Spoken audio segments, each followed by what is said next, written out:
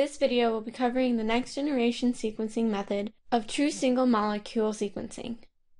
Helicos Genetic Analysis System platform was the first commercial next-generational sequencing implementation to use the principle of single molecule fluorescent sequencing, a method of identifying the exact sequence of a piece of DNA without using amplification.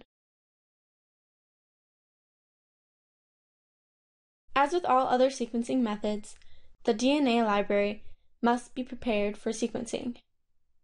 First, it must be fragmented, and this is done by various methods, including sonification, nebulization, and enzyme digestion, so that the sequences can be small enough to sequence.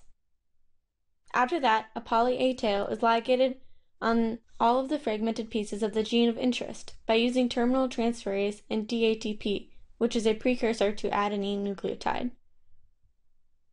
Then a dideoxy TTP is added to the end so that no more nucleotides will add to the sequence.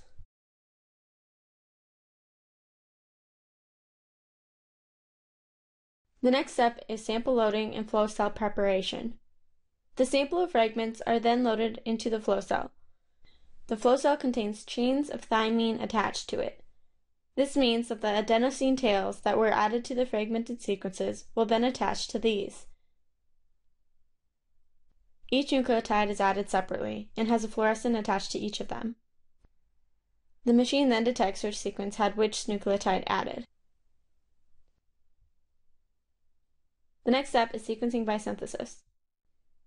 The unique aspect about Helicos's true single-molecule sequencing is that there is no amplification, and the fragments are sequenced simultaneously.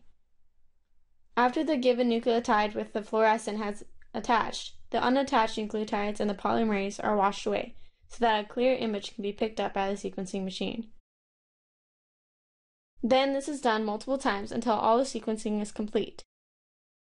After that, there's data analysis in order to align all of the sequences using a reference genome.